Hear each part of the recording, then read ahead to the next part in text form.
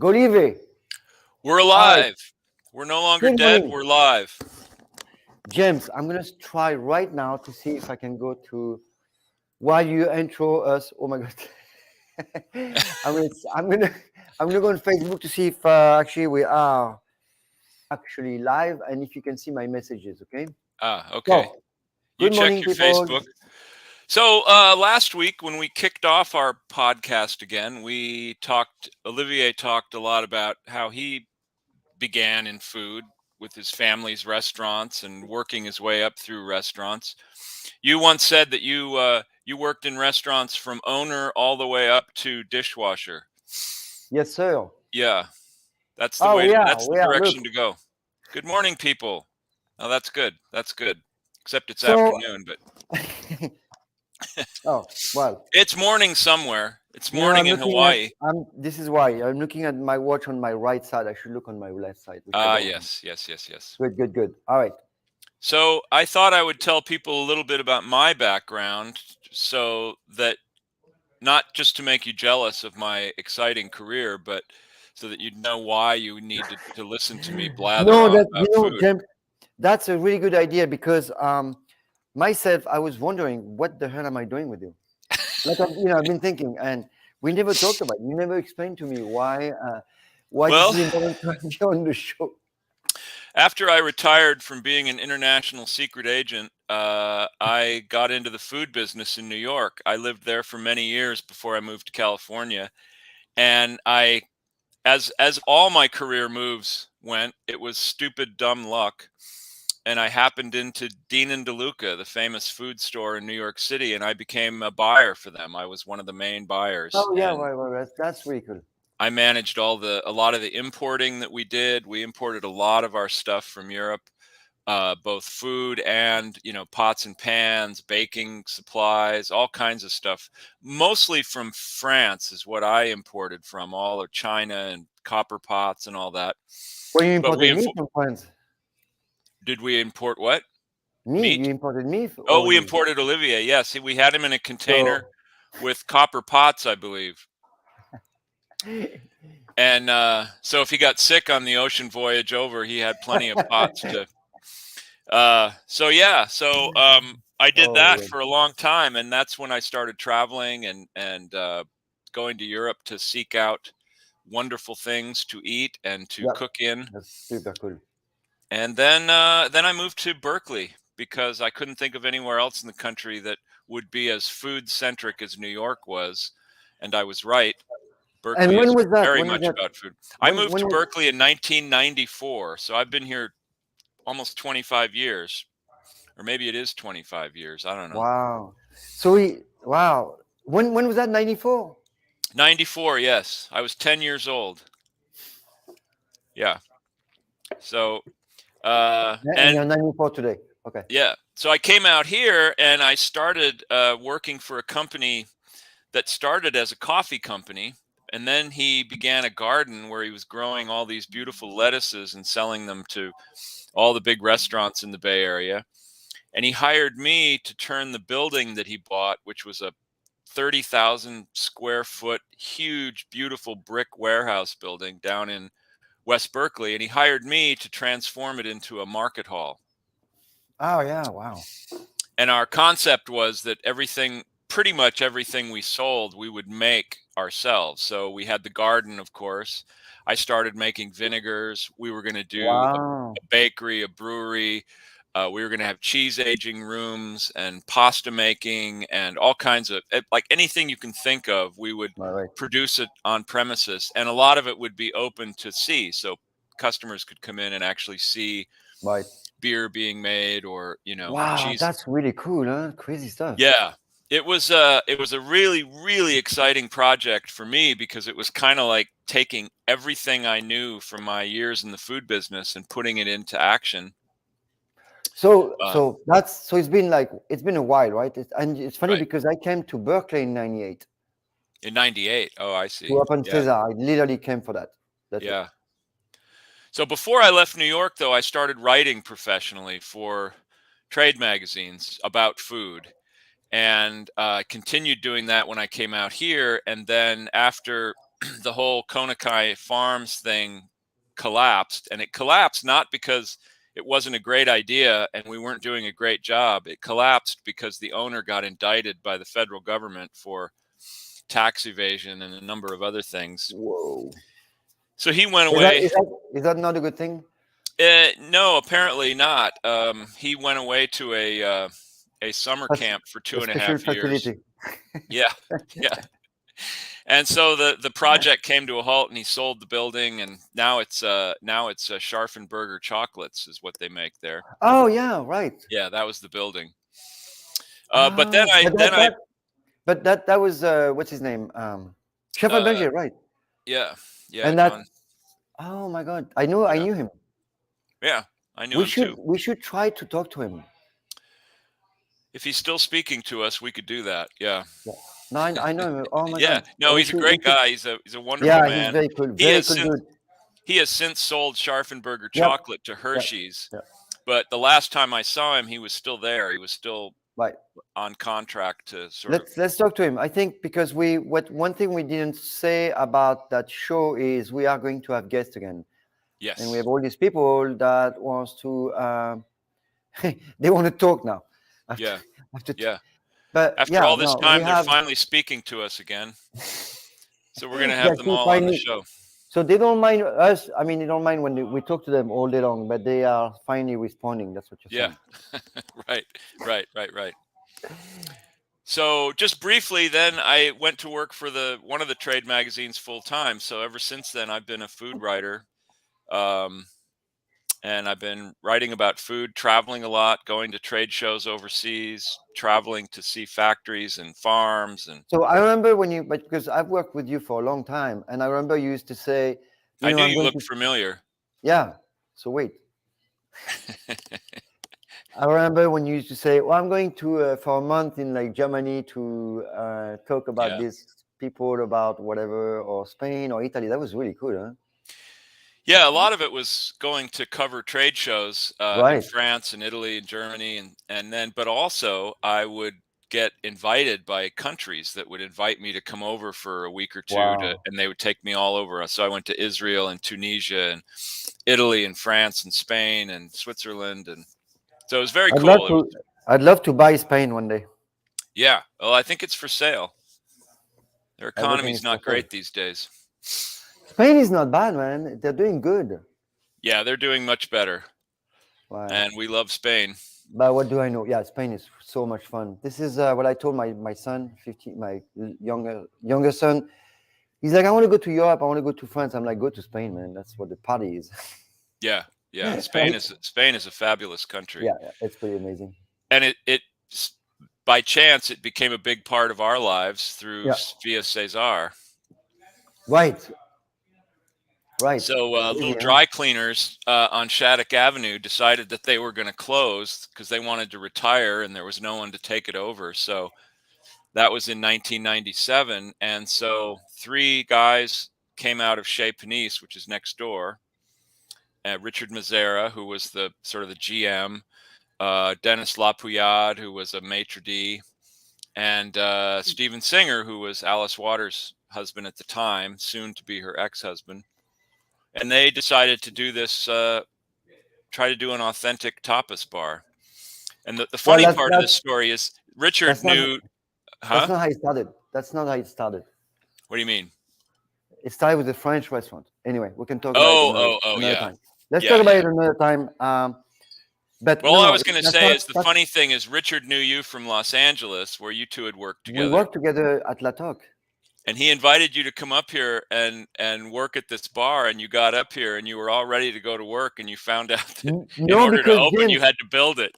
Because he said, yeah, you're going to come to a great bar, or come. And I told him, okay, let me finish my season in LA, and then I'll come right on January 2nd or something, just after the New Year's.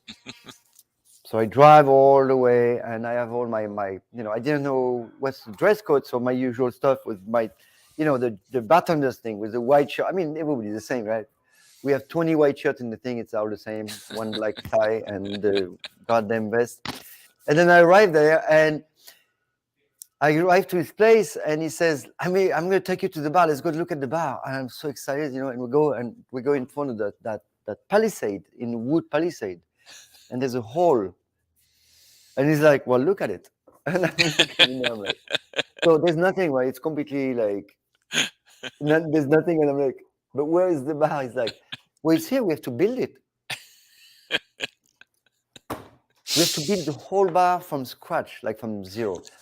So it was really interesting. And actually, I want to show next week the pictures. I have all those pictures of the building. It was so much fun, and we can tell the crazy stories about Richard and what's his? Do you remember the contractor? What's his name? Colin. Colin. Oh my God. Yeah. So we had a core of people. We had a group of people of 4 Right. or 5 that would meet every morning at 7 o'clock, right?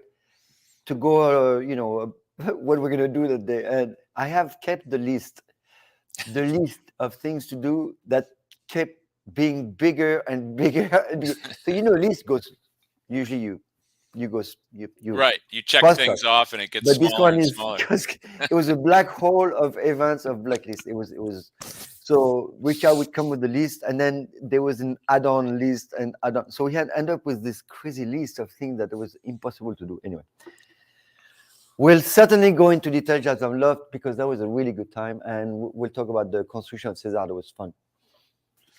Yeah. And we gave some and it was some El invitation Nino, right? So it was pouring rain my every God. day. And we gave some. Remember when we did the book?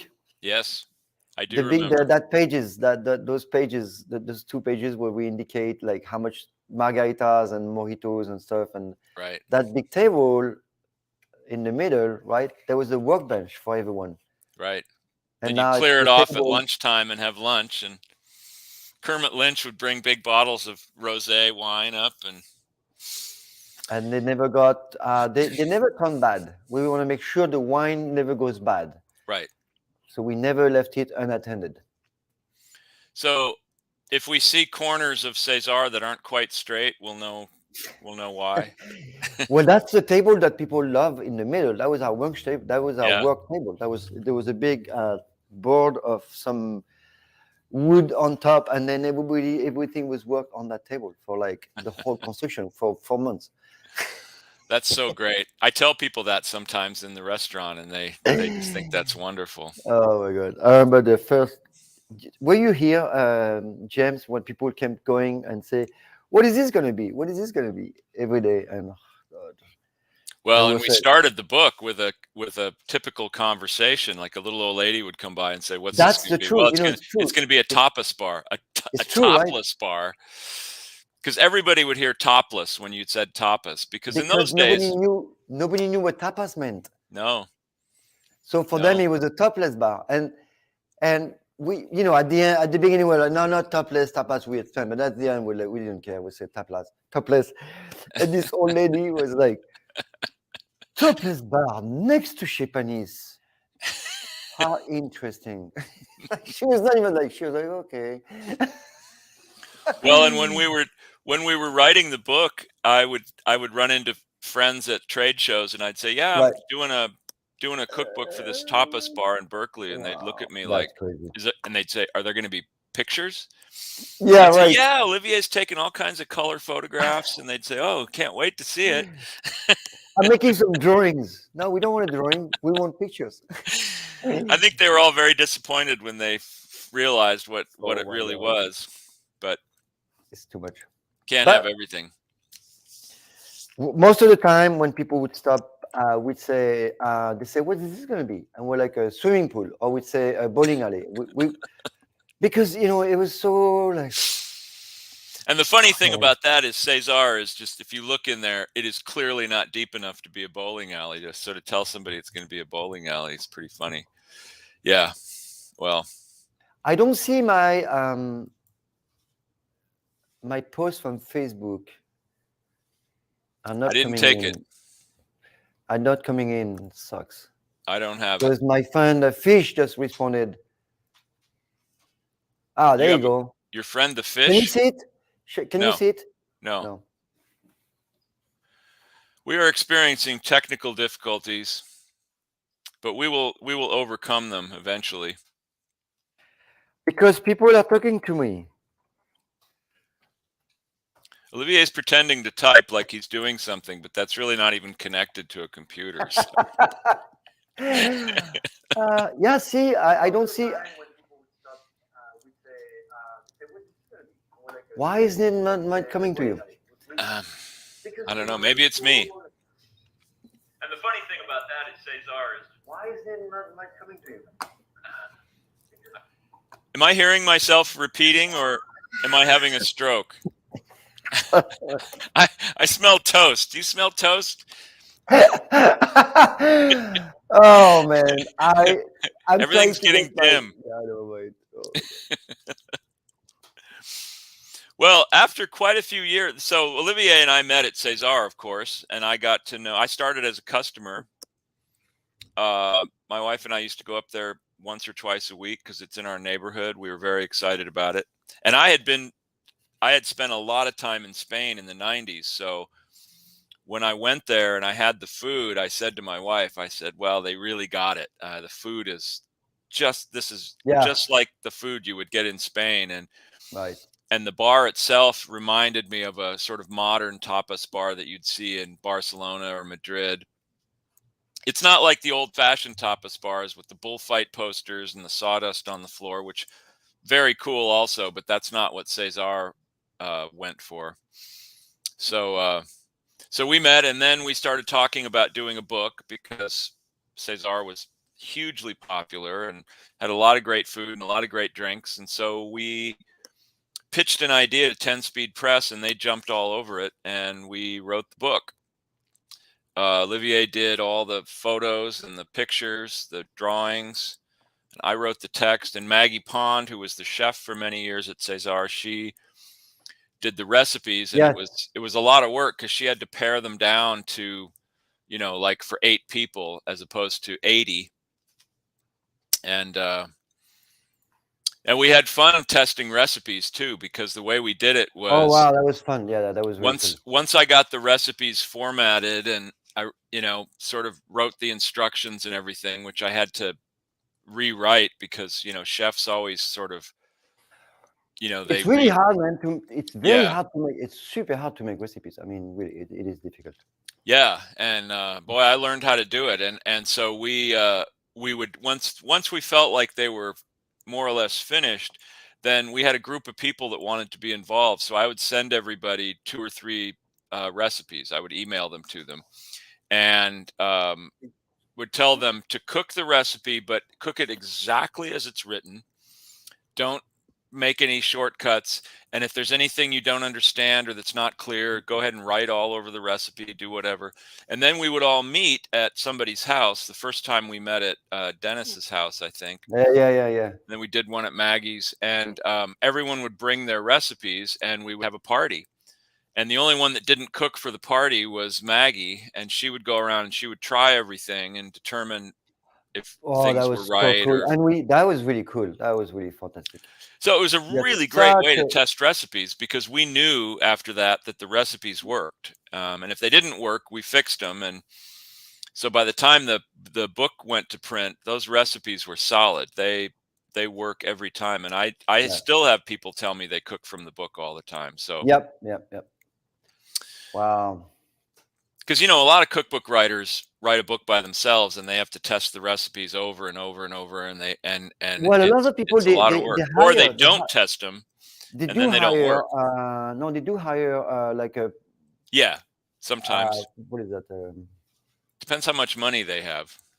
It's about what? It's about 100 bucks per recipe, 100 to 200 bucks per recipe. From some people, that's what they charge. Yeah, Roughly. something like that.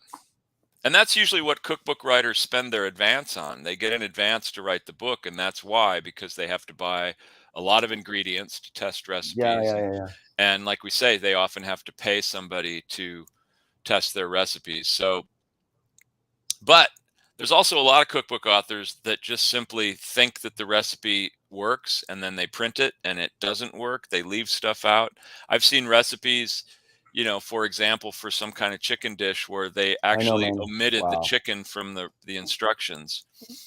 Lots of stuff like that. People just get very sloppy about that. But boy, our recipes work.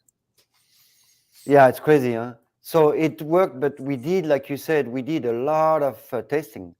Yeah, That was pretty crazy, right? and we tested a lot of cocktails too, as I recall. Mostly The because we cocktail, had to but the make them food. and put them on the bar so you could photograph them. And then, of course, we didn't want them to go Oh to my God. waste, so we drank them.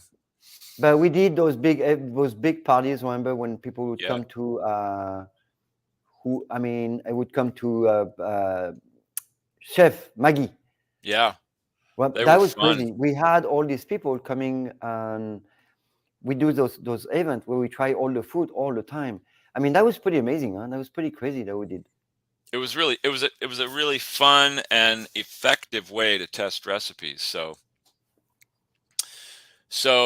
And then Olive and I did another book after that. Yep. We went back Yep. to 10 speed and we said, well, look, we want to write a bar book. And they said, okay, fine, go do it. Fine, be that way. Yeah, so we did one, and it's all about the bar, and the title is really clever. We named it The Bar, and it was a good Oh book. It man. is a good book, and um, we're proud of it. I mean, there's some things about both books that I'd probably change if I was doing them again, but only because I've learned more. And well, and of course, in the case of Cesar, it's been 17 years, so there's been a lot of history since then. There's a lot of stuff to write about. We were actually thinking of doing a new Cesar book that would be updated, expanded. We thought putting a lot more tapas recipes in because we've had so many tapas since we did the book. Maybe do fewer drinks, but Right. mainly focus on tapas, and we could tell some news stories and all that. And Cameron, the GM of Cesar, and I were talking about it a lot, and Olivier was involved in the talks. And then COVID hit, and we had to shut down, and all of that just went by the wayside, and we haven't even talked about it again. Maybe someday, but Crazy. I know. so then soon after that, Olive left the company, just left us high and 2000, dry. 2005.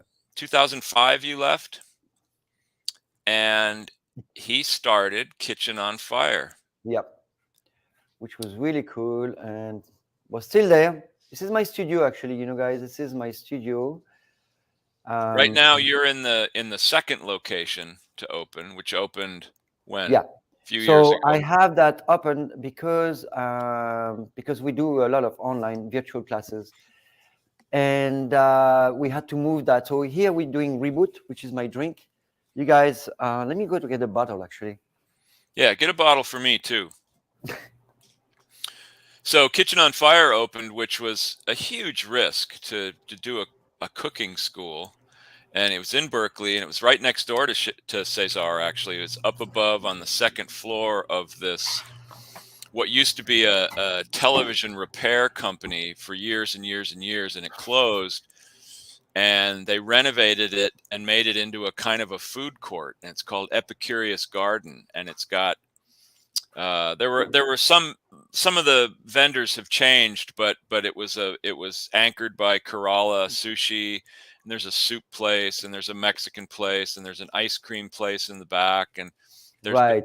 there has been chocolates and various things in there.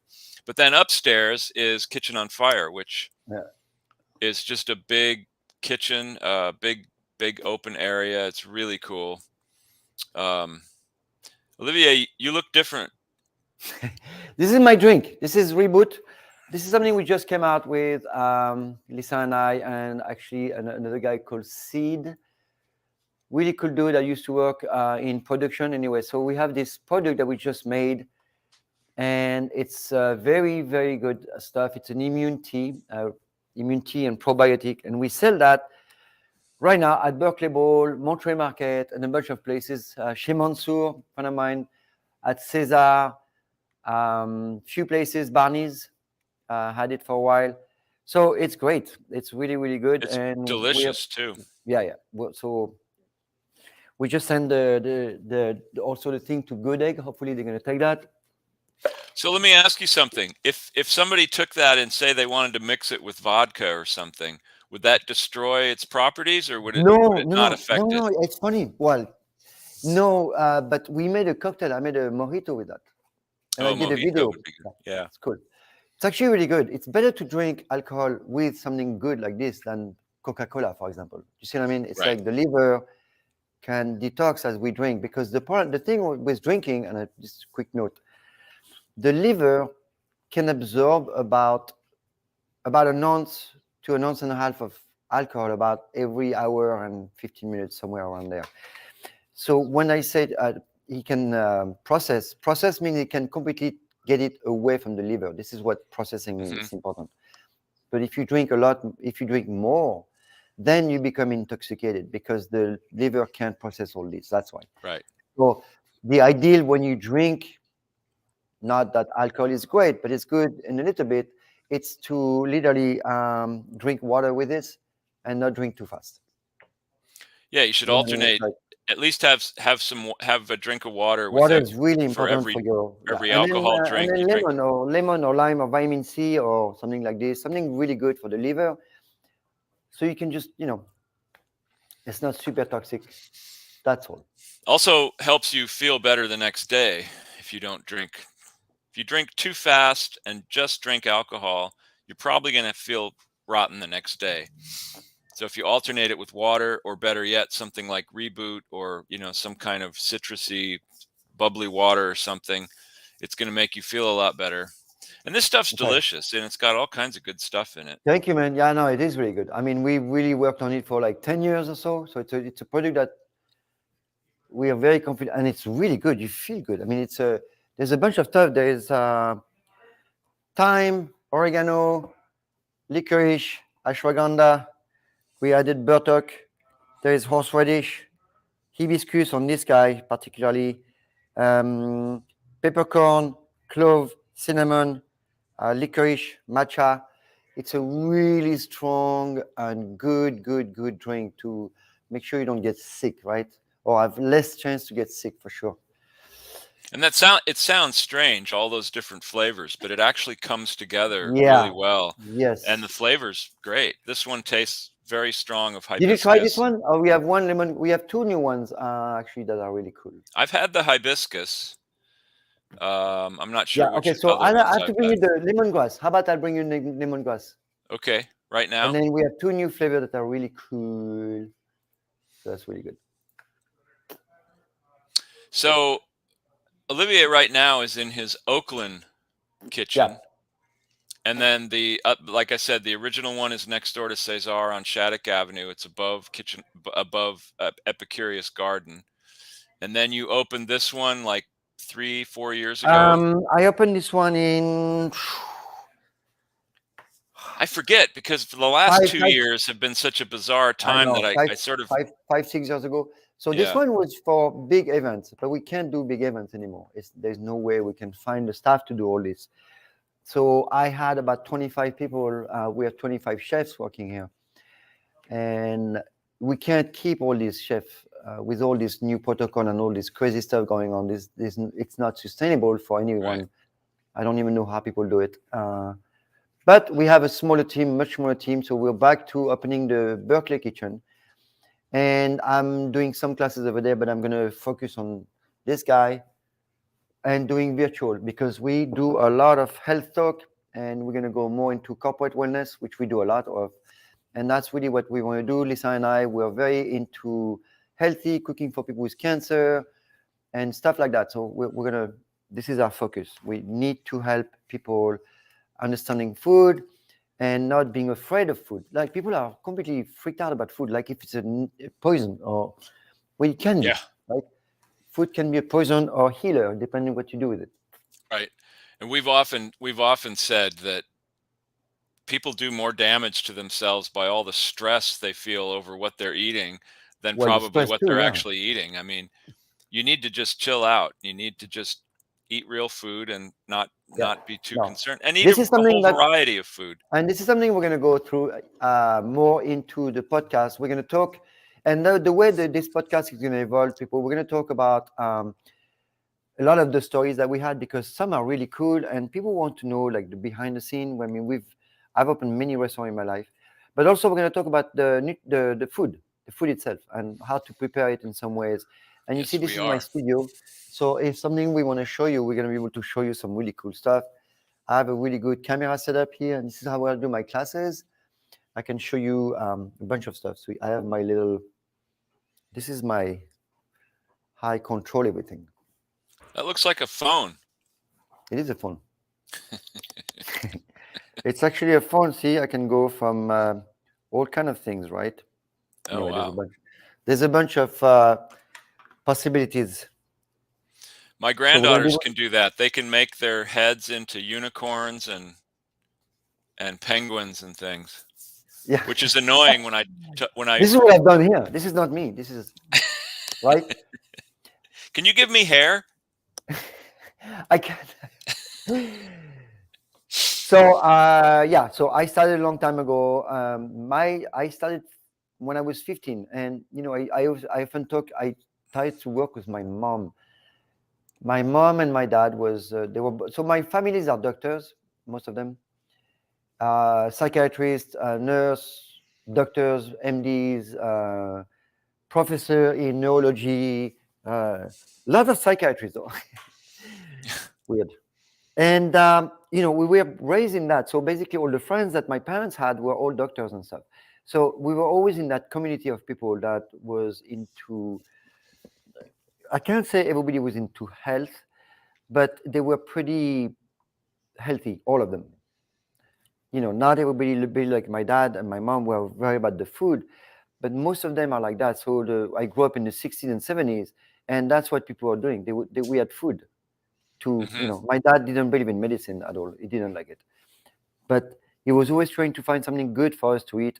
Not my dad, my mom, but the philosophy was take care of go work in the outside, you'll feel better. Go do this, sleep early, uh, drink some water. I mean, stupid stuff like that.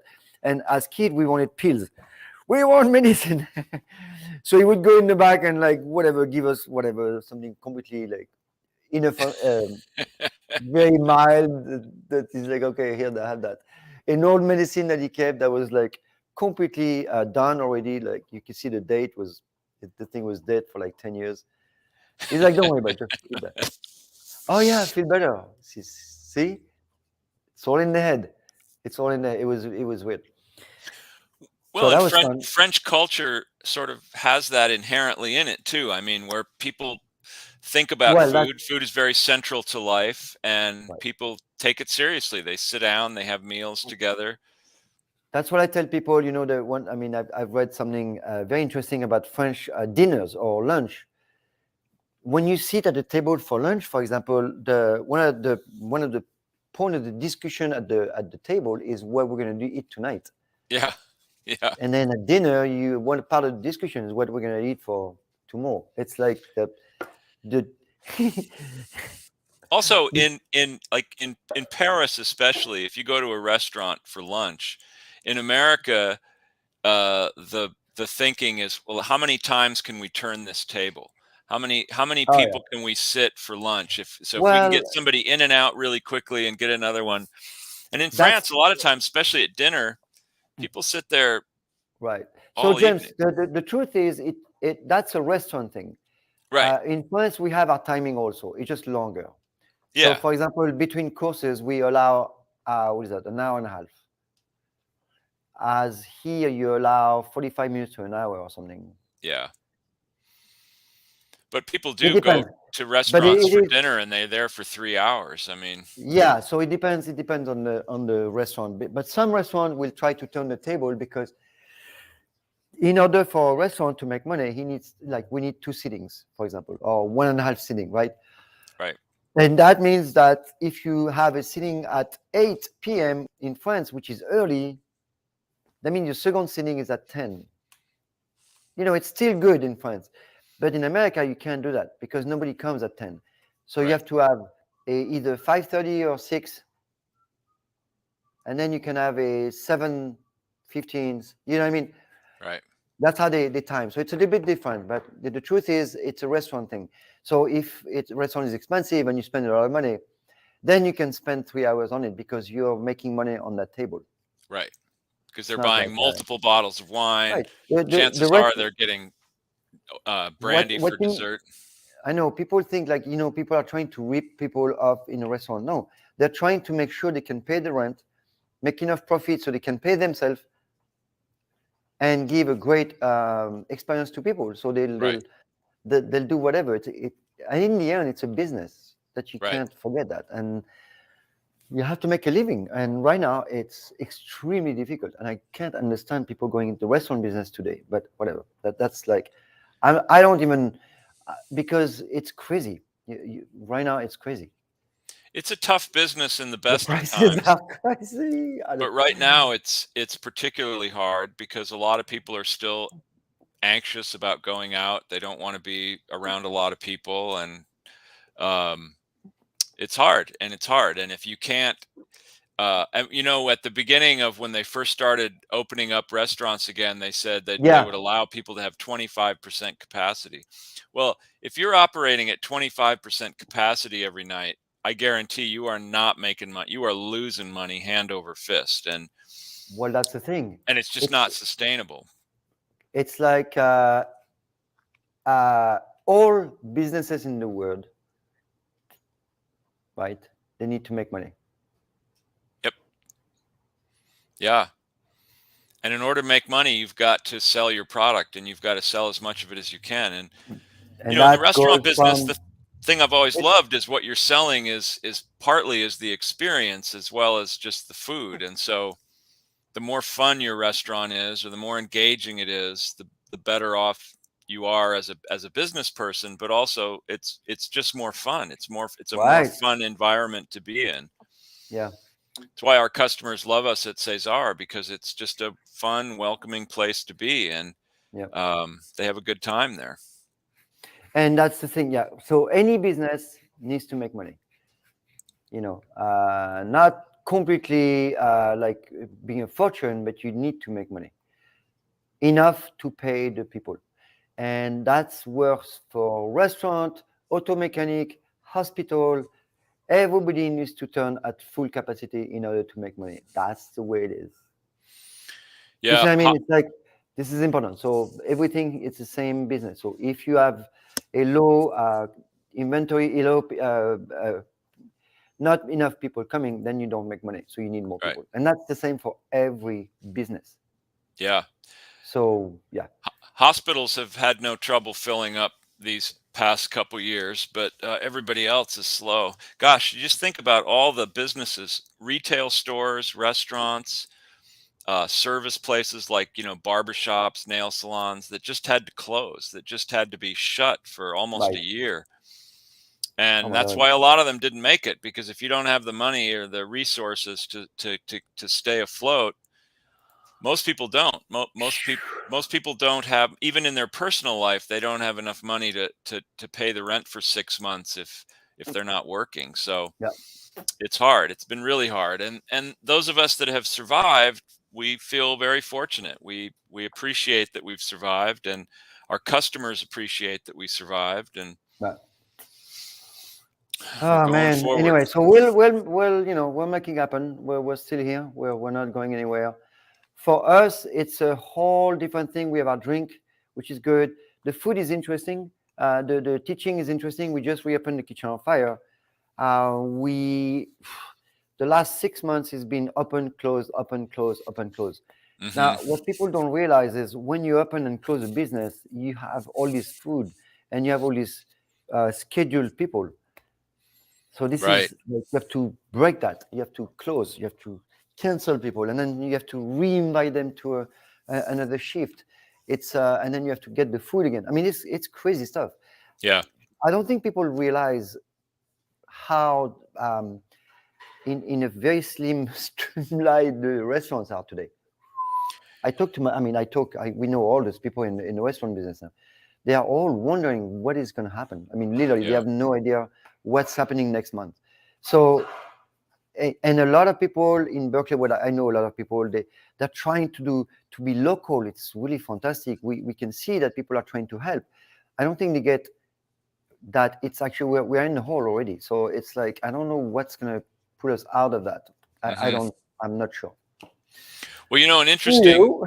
an interesting side effect of this whole pandemic thing for us at Cesar is because, of course, when we were forced to shut down, what we did was we reopened for takeout business. Yeah, We that was set great.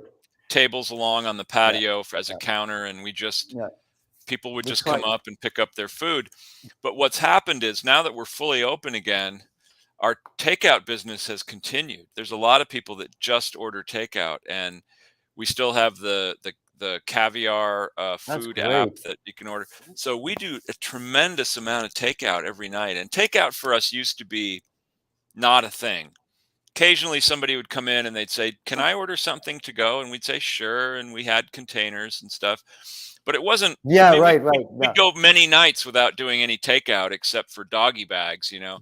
And now it's every night. It's Wow. a ton of food goes out the door through either through That's really good. caviar or That's through really good. people Yeah. coming in and picking it up. Great. Yeah, we did that for a little bit, and we're not really set up for it. Yeah, So the because I pay my chef a lot of. I mean, we pay our chef a little bit different here.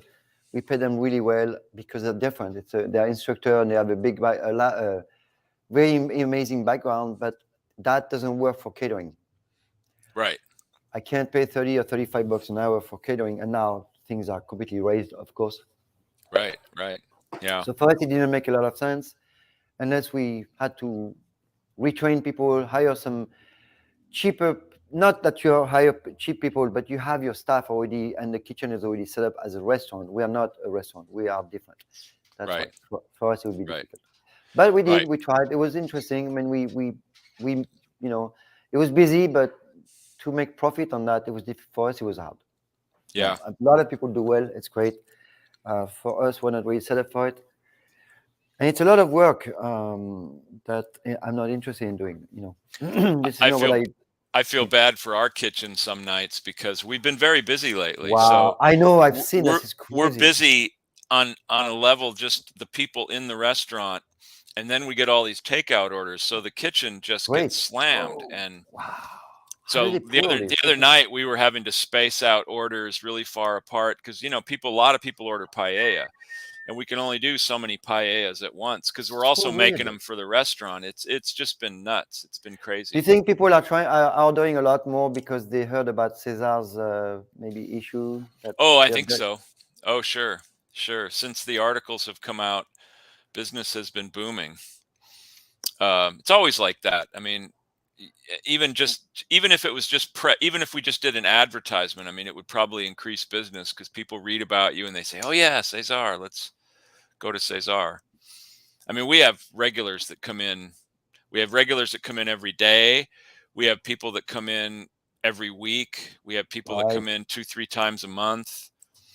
Um, and they're all very loyal, wonderful customers. That's great. Somebody responded to one of the articles online saying, "Oh, Cesar, they try to learn people's names so they can suck up to them and get a bigger tip." And I was just like, What? who are you?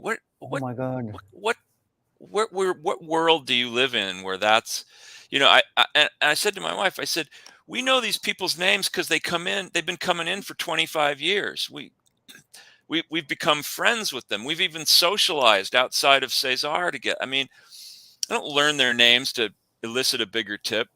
And as far as being nice to people, yes, we go out of our way to be nice to Wow. people because we want people to have a good experience. We want them to come back again and again and again. And I don't really think about tips in that way. People are very generous at Cesar, and we do very well. Some people tip less than others, and it's okay. It all balances out. And the important thing is that people come there and have a really good experience, that they feel welcome, they're comfortable, they have a good meal, they have good drinks, and that's what makes them want to come back. Right, right, right. And that's ultimately what you want. You can't run a restaurant with people that come once in their life, because unless you're at a resort, you can't survive that way. We need to have regular diners, and we do, and we're very lucky. Yeah. So that guy I thought, what a sad Because person you yeah, it's must weird. be. Everybody has his own everybody has his own concept about restaurant business, right? Unless you've really worked in restaurant business for a long time, you have to understand there's a lot to a business, to any business, right? It's Right. not just like some people go in a restaurant. Oh, it's gonna be fun. I'm gonna see all my friends. Sure, Yeah. yeah, you do that. Right. Well, and then there are those people that think, well, I can buy a chicken for $3 a pound. Why is it so expensive in a restaurant? It's like, well, Oh my you're God, not just paying for that the is cost of the crazy. food. You're paying for everything else. I mean, it's crazy. It's people have very huge misconceptions. But then there are Yeah, other people that totally get it. They totally understand, and they love coming to a restaurant. It is about the experience. It's about theater. It's about not having to cook, of course, not having to clean up after yourself. You can come in and yeah. No, and also it's most importantly going out and just enjoy. I think that's what's happening. yeah. Someone once said that Enjoy. I'm sorry. Yeah, yeah. So sorry. someone once said, and I think this has more to do with like fine French dining, but somebody said you go to restaurants for sauces, because anybody can cook a piece of meat at home, or cook some vegetables, but it's those beautiful sauces that you really have to learn how to make. And um, I don't know if that's true or not, but I think it's true that you go to a restaurant because the food is something that you either cannot or are not likely to make yourself at home, and it's fun to just go out and get something new. That's why it's fun to go to a Thai restaurant or a Chinese restaurant, because it's different. It's food that you're not going to make yourself because you don't have all That's the those thing. ingredients. So that's a good point actually, because a lot of time people ask me, what should I serve in my? I mean, we've done a lot of audits and consulting in my life. I've done tons of it. And one of the questions is, people are trying to see if they should be healthy or this or fun or stuff. So healthy, it's always a good thing. You cannot serve. I mean, I'm not going to shit to people that you can't do that to start with. It doesn't have to be like fancy, but you cannot serve stuff that are not fit for human consumption, right? Now, on the other hand, you need to do something like you just said. You go to a restaurant to eat something that you don't make at home. So if I go in a restaurant, has to be good food, but it has to be fun principally. A Hmm. lot of people don't cook at all, so they'll rely on the restaurant to eat healthy. Well, that's not the way to do it. Absolutely No. not. You cannot expect someone to feed you. No, this restaurant is fun. It's to bring friends, to have fried food or burger. I'm not saying you should just eat fried food. It's just that's the time. If you want fried food, that would be the time. Or your burger, or something really cool, or something that you don't know how to make. This is what you do in a restaurant, right? Right. And I mean, I think you can make healthy choices in most restaurants if you really want to. But I think, like you say, unless you're going to a restaurant every single meal, I think you need to just relax a little bit and get food that's good and fun, and food that you're not yeah, likely to make at home, and not worry so much about, oh my God, I'm eating fried calamari. Is this good for me? Is it not good for me? I have a lot of customers who will come in and they'll order 4 dishes, 4 tapas, all of them deep fried. And wow, yeah, yeah. See, that's the thing. Yeah, yeah, they'll get exactly. fried potatoes, they'll get the bravas, they'll get the fried calamari, and they'll get something. And it's like, well, they're probably not eating fried food the rest of the week. So who cares? That's kind of my point. Yeah, I I tend to guess. think more about, I want I want a variety of things to eat in terms of my palate, not so much I'm worried about eating all this fried food. But Well, if I go to a Spanish restaurant, I'm going to try to think what is very Spanish that I can get here. right, So right, when they do those crazy stuff with, or like the three anchovies, that's what I want. I want to yeah, try those three anchovies together, because there's no way I'm going to buy what I do because I have anchovies here. But normally right, nobody would buy the pickled anchovy, the salty anchovy, and you know Right. and have all this condiment and element and garlic mayonnaise. Who's going to make that? I make it, but who else makes that? You know what I mean? Yeah. So all these little adds-on, even though it's a little toast with anchovy, and it's just special, right? You can't make that. I mean, you can make that at home, but it's not going to be the same. That's why, remember, James, when we published the Bar César book, and people were saying that they're going to steal all the recipes. Yeah, Yeah. go for it. Yeah. All the Yeah, time people enjoy, ask, enjoy. They're so difficult to make. Remember at the beginning of the show, we were saying like we did all the testing ourselves. It yeah, was hard to do. It was hard yeah. to make, man. And it's We a had to lot do. of ingredients, especially when you're doing well, like Spanish food, just like Indian Oh my food, God. there's a lot of spices to buy. There's a lot of different ingredients. So, We had to do it over and over. We did it for a lot of time. and a lot of that stuff you can't buy in small quantities either. So you Yeah. have to invest in things that you may not use again. So that's another Yeah. reason Right. why it's difficult to do at home. I have customers a lot that want to know the proportions of certain cocktails because and I say, sure, I'll tell you, and I'll even write it down for them. Uh, I did it for a guy the other night, and he was amazed that I would give him the recipe for the drink. And I said, well, look, it's, if you want to make this at home, go ahead, but chances are it's you're not. still going to want to come back here and have a drink. I mean, because Oh man. Yep. Um. we had a lot of people after we reopened that came back in and said, God, I just tried to make martinis at home, and they're just not as good as yours.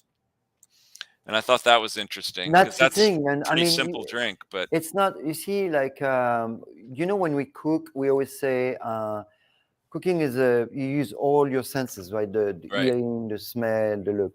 It's the same for when you go to have a cocktail. You're not. It's a scene and it's beautiful and there's a noise and you see your peers. It's really important. You have a community, and this is what we're missing out right now. Is the lack of community. People are all by themselves. They're all like completely, hiding from right, this crazy stuff, right. and it's not good. We're still anyway. Well, well, and All it's right, the same thing about ingredients is true with cocktails. I mean, if you're going to make one cocktail at home, you can buy the ingredients to do it. But if you want to have a bar at home where you can make a variety of right. drinks, it's a lot of stuff to invest in. There's all these liqueurs and bitters and different kinds of alcohol, and we have a huge selection of stuff behind us at the bar that we pull from. And um, I remember the how much it cost to start the bar and the wine. I remember that was crazy. oh my I God, thought we had a carrying inventory. Cesar had the biggest liquor list in the world when we opened. I'm sure some people have catch on to us, but we had one of the biggest liquor list yeah, with it's more than huge. 500 different liquors. 500 on the liquor list. That's a lot of stuff, right? It Yeah. was a lot of money. I remember that was an issue. It was too much money in the in the inventory, which I understand, because that is called in a restaurant business. It's called the dead inventory. It just Right. doesn't move. So Yeah, it's money that's here. we've pared that down a little bit, but Yeah, yeah, I know. we still have a tremendous amount. I mean, we have We did that list with Dennis. Remember Dennis Lapuya? Dennis was yeah, the best man. Dennis and Richard. Well, Dennis and Richard were the one working at Cesar. right. So Dennis was doing the wine list, extremely knowledgeable. I've rarely met someone who knows that much about wine and spirit. And Richard was the fun, the clown, Right. the host clown, brain kind, right? I mean, we And still have 15 different brands of bourbon. We probably have right. 25 or 30 single But that malt was set up whiskeys. from the time we started. And I remember Well, David. and that's down from where it Yeah, was in the beginning. I right, mean, right, we've right. let certain things go because they just don't sell. Um, gins, there's a basic assortment of gins, but there's so many new gins out now from small Which is good. distilleries. So we probably have 15 different kinds of gin. And then you start figuring it, oh my God, all the tequilas and mezcal that we have, that's another, 40 different things, because if for each one you've got a brand of tequila, you've got Fortaleza, for example. Well, you have it in Blanco, you have it in Reposado, you have it in Añejo. You have that for each Yeah, one of them. right.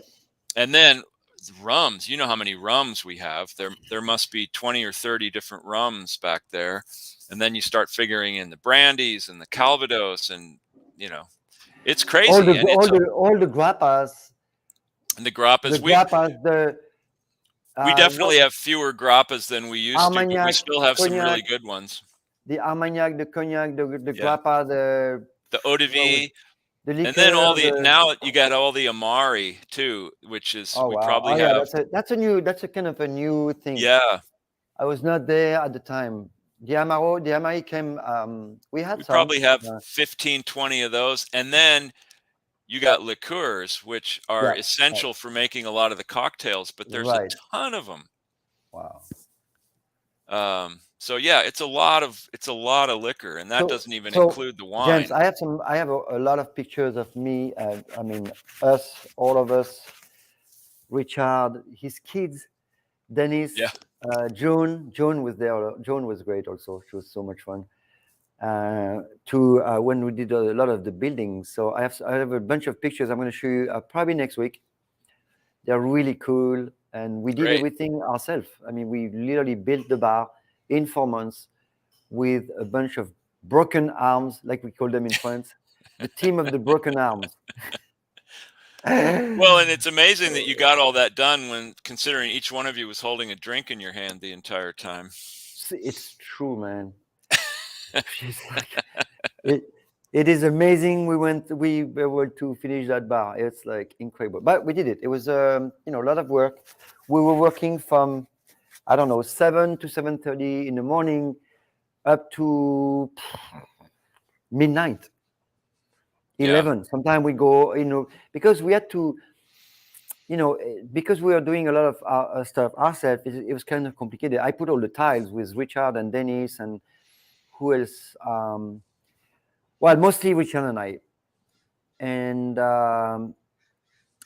another guy. Oh my God, I forgot his name. A crazy dude. I'll remember his name next week.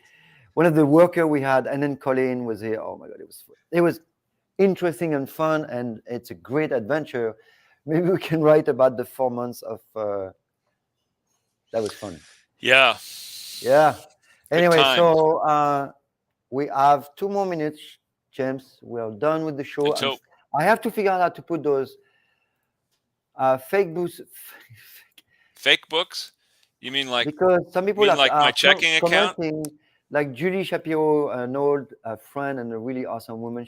She put a note. I can't see it on the podcast, so I'll fix that. I'll ask these people to see. There's if I can get your on my IT department.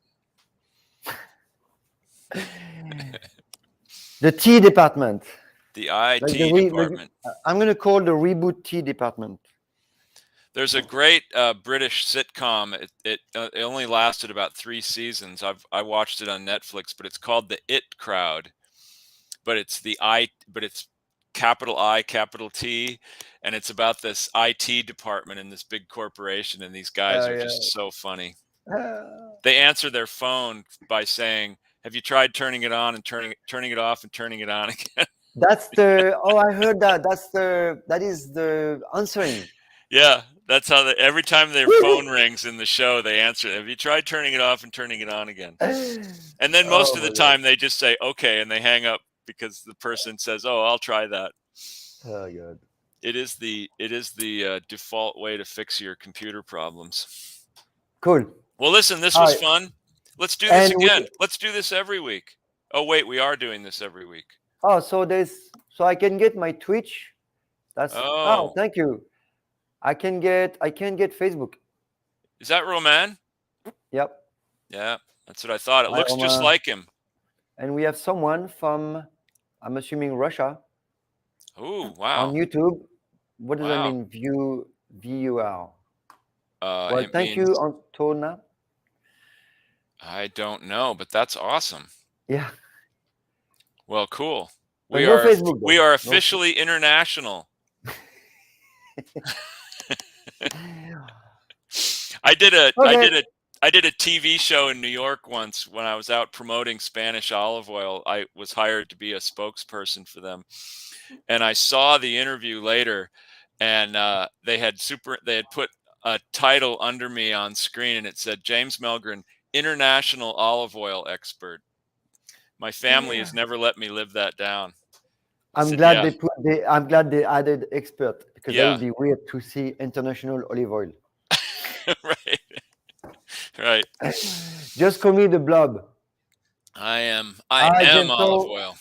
are we So good for James? Are we good for 1 p.m.? Should we keep that time slot? Is good, right? I think so. All Let's right, check guys. with all our So viewers. we we will do 1 p.m. on Monday, and Yes, we'll do an hour, and if it goes more, people have asked for 2 hours. 2 hours is a lot, but we'll see. I can talk for 2 hours. Well, we can do some cooking. Yeah, We can do I'll do some cooking. drinking while you do cooking. You'll do eating while I do cooking. How about that? Exactly, exactly. All Okay, right, well, people. thanks everyone for joining us. Everyone, thank you so And much. Good. Great to be back, James. yeah, It was really it's great cool. to be And front. then, all right, see ya next week. Okay, ta-ta.